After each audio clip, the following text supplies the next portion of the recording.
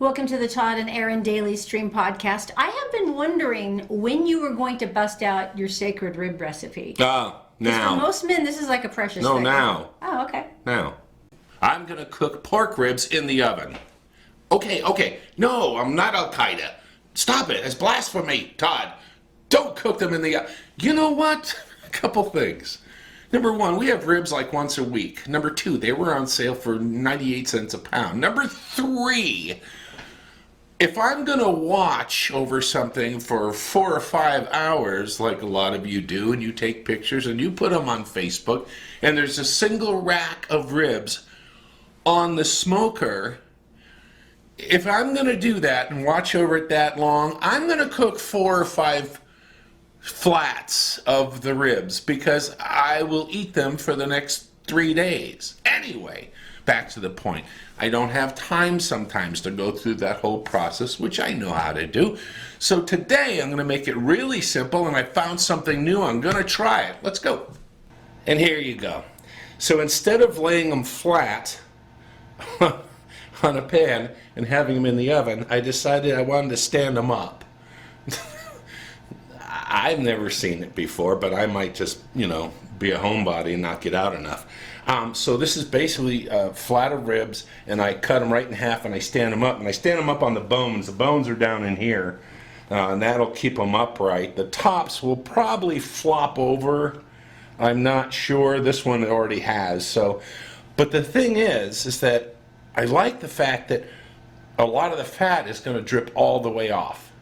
And I always like these ribs like the day after anyway, and I'm not sure why, but this way I thought, well, this might be a nice try. Now the cool thing is I took a roasting pan I usually use for turkeys and big things, and I took the grills for those that hold and coddle the turkey, and I flipped them upside down, and I put 2 of them in here so they would support and get high enough that it would support the ends of this. Now, the thing I like about this is I could do a whole nother one in here. I could put one in here, and I could put one in here. So all I'm going to do is I'm going to do it the same way I do it in the oven, and I'm going to put it on 280 degrees, which is low enough, and I'm going to go for, I'm going to say 3 hours, because I don't want them to fall off the bone. What I want is them to still have a little bit of a tug. I like the term tug because in the professional touring world, when someone like a regular person, it says, it was falling off the bone, that means it's overcooked. In the professional theater of smoking and barbecuing, the deal is that the meat is supposed to stay on the bone, and you take a bite of the meat and the rest of the meat will stay on the bone, and that pull is what they call the tug, and the tug is what tells you that it is done perfectly. The meat is tender, but the rest of it stays on the bone when you take a bite out of it, and you should see that crescent from your bite off the deal. That never happens with me. Accidentally it does a couple times. So anyway, season them, put them on the rub. I'm going to cover them in tin foil. Seal it all up. I'm going to go 3 hours. 3 hours, I'm going to take off the tin foil, and I'm going to put some barbecue sauce on them.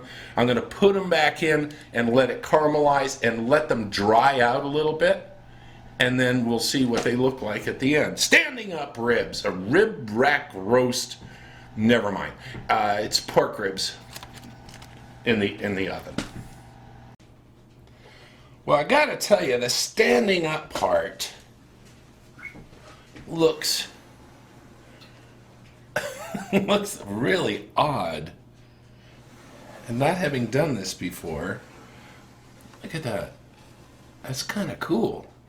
All right, so what we're going to do is we're going to take one of these out, and we're going to go ahead and cook it. If this works, I will do this every time I do them, and I'm not smoking them or something in the oven. This is the way I'm going to do it, and I will do 3 flats of pork ribs all at once like this. All right, let's cut them up. Well, they look delightful, but you know what? We have to put it to the test. We have to make sure. Is it time? It is time. Is it time now? Yes, my dear. Give me one. All right. All right, it's time for the taste. Erin. Thank you. I want to see if I have, these look good. Nothing on them except for that rub I put on. They're so much less fattier. Okay, You know, okay, so that's the tug. Can you see it? I took a bite. Everything else stays on the bone. It's tender. That's what they're talking about. And I lucked into it. How about that? What do you These are think? totally delicious. They're good, huh? No, usually pork ribs are totally fatty, and these are not. I mean, unfortunately, You can't it just talk. means You're I off can- mic. I can Anyway, eat more, but so we're gonna do this from now on. This is what we're gonna do. We're gonna do the ribs standing up. So anyway, there I just do this together. Hope you like it. Look at the cat. I'm gonna go eat these. Now I've been seeing this in other states. this is such happy news because we know insulin users who were at such a desperate state they were actually trading insulin with their dog. It was that bad. When your insulin injections rise to $1,000 per month, you can see how many people this puts in just like severe peril. Now, Colorado, God bless them, they did this last year where they said, no. We're going to put a price limit on what you can charge. We're going to, and it worked. It worked really well, even though the drug manufacturers are like, oh, this is gonna. No, it worked great. They're still making money. Isn't that a surprise? Yeah. So Norman Thurston put this up on Utah's Capitol Hill. It caps the copay for insulin at $30 for a month's supply. Okay. And the cap would apply to any patient regardless of whether or not the insured has met the plan's deductible. Now here's why this is important. You may remember 2 or 3 years ago, we were on a plan that we had to pay $14,000 in 1 year before they would cover anything. That was in addition to paying $1,400 a month just as a placeholder. Now I offered to throw myself out of the vehicle on I-15, but Erin said no. It was thoughtful. So you can see where this is like a huge thing and it's well written. So I have massive fingers crossed Very for cool. this because we know so many people that this would change their lives. Here's something to think about. What if there's 3 people in the family who are on insulin? I've never thought of that before. You always think about one person. That's terrifying. What if 3 No. people? What if Nana and mom and dad or mom and son or whatever in one household? That's terrible. Which is incredible. All right. Alrighty, let's do some happy news. This is something that we've been doing that is so much fun with Nothing But Cakes. It's a surprise. All right, there's the birthday girl. I'm going to go over and say hi. Hi, I'm the only stranger at the party, but I brought you these from Nothing Bundt Cakes because of your mom. And Mom, really quickly, why is she a good daughter? She's always taking care of me by putting decorations on in my house for every holiday, the Christmas tree, everything. Wow, I'm impressed. And was she a troublemaker when she was growing up? Oh, she was a good No, girl. all right. All my good girls. There's All the good girls? Yeah, I'm not buying it, okay? Well, happy birthday to you. Thank you. All right, we'll see you guys later. Thank you. Have a good celebration, man. We'll see you later, guys.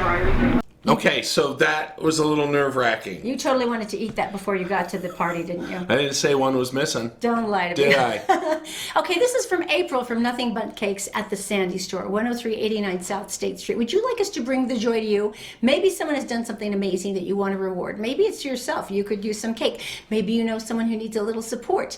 All you have to do to nominate them is just send us a quick nomination either here, just in the comments, or you can send it to Todd and Erin Show at gmail.com. We're going to be doing this every week, and the amazing thing about this is April at Nothing But Cakes in Sandy, the only place that is doing this. The only place. The only place also will give you buy one get one free buntlets if you mention Todd and Erin. Only if you mention Todd and Erin. We know that's the hard part. It but is you know hard it. to say. But it's buy one get one free buntlets at the April's store in Sandy, 10389 South State Street. All right, so tell me why babies are nicer than a lot of adults. Actually, they found out this is the roots of where altruism begins. Altruism, of course, is the willingness to sacrifice your own well-being for Right. the well-being of others. Like you do for your kids 24/7. Well, picture this, a 19-month-old baby. 19 Baby's months. hungry. It's past, lunchtime. Yeah. It's like, and maybe someone's got some bananas or blueberries on a tray. Yes. And the baby's like, but then they see that the adult who was handing them or dropping them goes,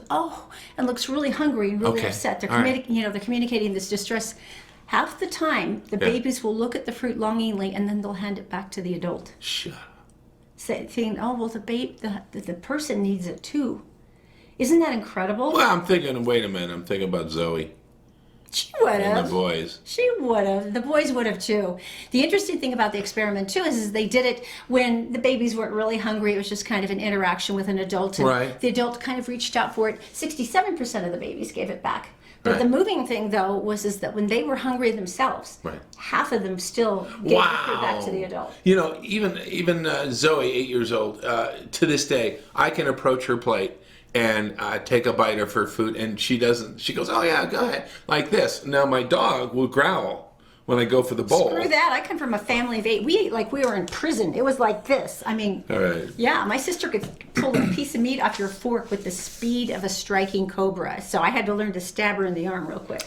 That probably just diminished the whole joy of what I just told you, didn't it? New York City, New York State, as a matter of fact, has figured out a just way to protect its citizens. Now, Okay, sure. there is a community of stargazers, of Oh, that's nice. astronomers, perhaps budding in their understanding and their interest to this. We've And done that before with the kids on like special moons or Yeah. whatever, comets. And when you are in the city, you're going to experience something called light pollution, which means that if you've been camping and you've been down to Lake Powell at night, black velvet see the sky Milky Way. with stars upon it. So people are going out, and a lot of times they're ending up in state parks. Now, when they get to the state parks, they set up their equipment. A lot of people share telescopes and their love and passion for the things up in there. And so the state has recognized this as these people going out at night and going to Oh, the yeah, state nice. parks. And so they decided to make them get a permit for looking up. What? Explain this. A permit for looking up. You have to apply for a permit to stargaze? No, you don't have to apply. You just have to pay for it. It is $35 What? from January to December, so the entire year. Oh, well. $35. $35 to stargaze. Can you stand just outside the public park and then stargaze? You can, but then you won't be part of the group. If you're from out of state, it's $60. Wow. You know, it's not like they're having a rave or anything. They're looking at the stars. At the stars, a quiet group, you would think. But now, Yeah. now, there's going to be rebels. There's going to be rebel astronomers. Rebel astronomers wearing leather vests and bottomless chaps, showing only their tidy whities. Why would they do that? They probably wanted to. Tidy whities, that's it, and their chaps.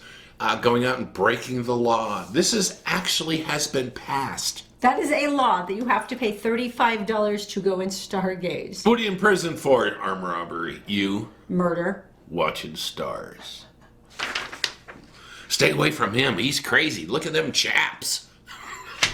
Anyway, guys, don't forget to mention the thing about nothing but cakes. Buy one, get one free at the Sandy location. Apparently, you've been enthusiastic going to other stores. It is the Nope. Sandy location of Nothing But Yep. Cakes. Buy one, get one free buntlets. When you mention Todd and Erin, please nominate someone you love. All right. Oh, and don't forget, it is the Rocktacular. The Crystal and Gem Show is going to be at Club 90 on February 15th. That's true. Psychics, all kinds of amazing things, Jewelry. massages. You can get taken care of in the way that you probably weren't on Valentine's Day. And Yeah. admission is free. There you go. We'll see you next time on the Todd and Erin Daily Stream.